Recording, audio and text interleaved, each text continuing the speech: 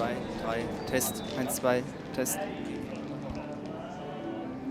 Wir sind heute hier auf der Musikmesse in Frankfurt und wir haben heute einen ganz besonderen Interviewpartner zu Gast. Das ist Jim Marshall und wir wollen ihm ein paar Fragen stellen über sein Leben und über die Erfolgsstory des Namen Marshall. Dürfte wohl jedem im Begriff sein.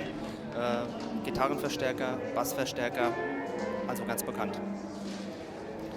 So, Jim Marshall, we would like to get a view into the life of the famous Jim Marshall. The word Marshall became the legend in the early 60s? Yeah, right? 1962. Because of the famous amps. Yes. Would you tell us something about your earliest music experiences? Well, at the age of 13 and a half, I learned tap dancing. I've been in show business 65 years. And then I was discovered as a singer at the age of 14 and was singing in a 16-piece dance orchestra. And when I was 19, I took up the drums. So you were 19 when you became a professional musician? Oh, I was 14 when I was pro. And I heard something, you gave drumming lessons, right? All the way through the 50s, yes. I did mainly teachings, 64 hours a week, because I don't believe in class tuition, because you keep the best one down to the bottom one in classes. So I would only do 1 hour lessons. And I know there were many stars you taught. Yes, like Mitch Mitchell with Jimi Hendrix. He was a child actor actually before, and he used to be in school films, and his name was Wendover, and Jimmy Edwards, the comedian that was the schoolmaster, was always saying, "Bend over, Wendover." And then this kid asked me if he could have the Saturday job in my music shop. And can you tell us how rock and roll shaped your life? Oh, it's been fantastic. You know, when Mickey Waller, who was one of my pupils with Little Richard and many others, he said to me, "Will you teach me this new rock and roll?" I said, and I made the most stupid statement I ever made. I said, "It'll be the same as all other music, you know. It'll only last 6 months. And rock and roll really is the same as Latin American because it's all even quavers. The accents are just in different places." And but I'm glad I was wrong. So that was your life before you start your career with amplifiers. But what was the idea to start constructing amplifiers? Well, what happened, you see, I was going to open a drum shop to go with my tuition. And being as I taught so many of the top drummers, the rock and roll drummers, they brought their guitarists in to see me.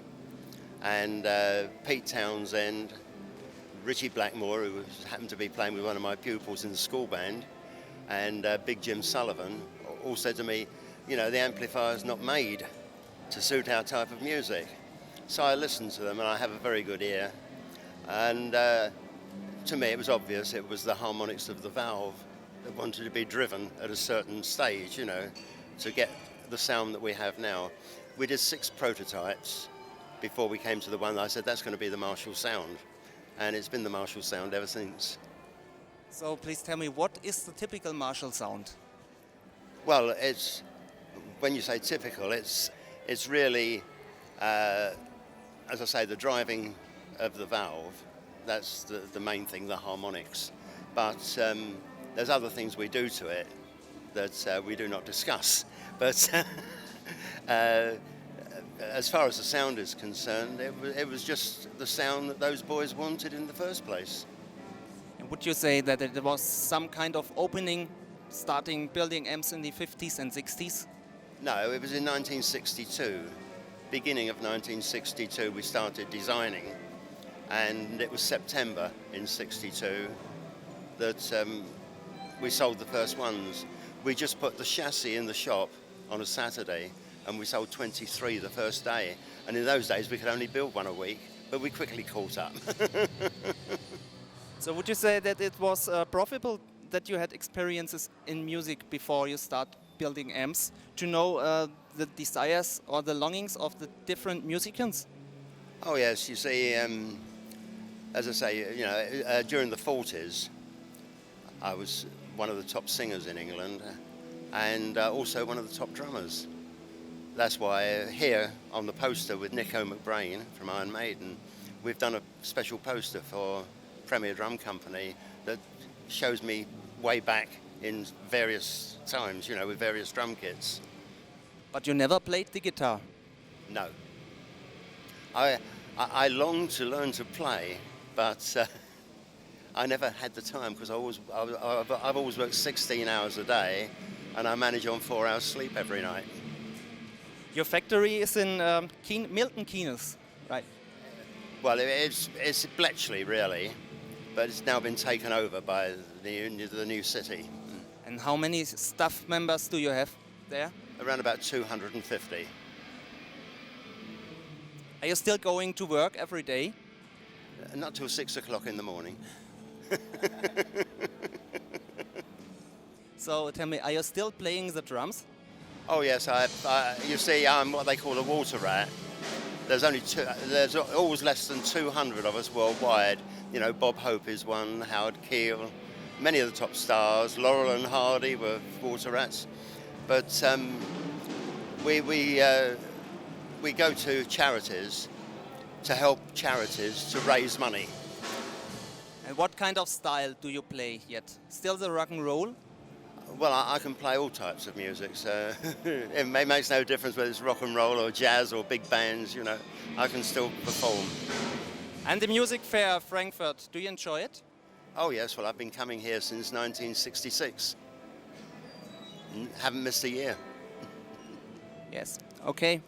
We would like to thank you for this interview and hope you enjoy the music fair. Actually, this fair now is fantastic because of all the new halls, and it's much better than the old halls. Every year we used to go back with what we used to call the Frankfurt throat in the old halls because of the bad air conditioning. But this is fantastic, and I hope, I'm 79 now, and I'm hoping that it's going to continue like this, and I'm going to be involved for a few more years. But we don't see that age. Thank you. Okay, best wishes. Well, best wishes to you as well. It was a very good interview. Thank you. Is it enough to come to the neighbors? Yes, well, it was first of all built for Eric Clapton, that particular combo. And see the JCM 800 up there. It became the JCM 800 because I took over all the world sales in 1981. Didn't know what to call it, and funnily enough, that number was my number plate, and it still is my number plate on my car, and I didn't know what to call it. And I looked at my number plate one day, I said, that's going to be the JCM 800, and everybody still wants it. I know some friends of mine have the same. They do. Good. Well, they can say they've got my number plate. We are also guitar players. Oh, good. He made a CD in the 80s. Very good. Also on Marshall. Good, wonderful. And those 4x12 cabinets, first of all I designed that one. You designed it yourself? Oh yes, I did all the designing of cabinets, everything way back in the 60s, and we still do an average of 460 of those a week. You see, into the world market, we put in 4,500 units a week into the world market. Everything is manufacturing? No, the bottom end of the market is made in India, Korea and China because it's cheaper to have it done that way. But my research and development engineers do all the design work, and they go to these various countries to check up that they're being done properly. And I must say that all those three countries do a fantastic job for me. The finish on them, you cannot believe. Like the little one there. You You see, that's made in India. And if you look at it, the covering and everything is perfect. It's a pretty one, that's right. Could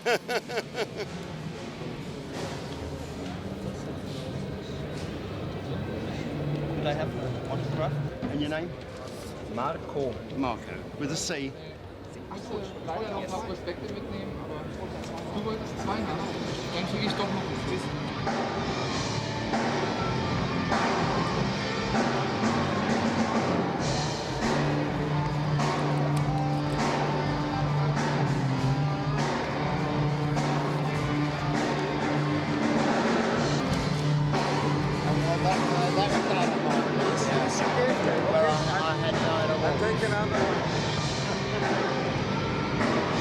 Nice to see you again. You always were standing in the crowd.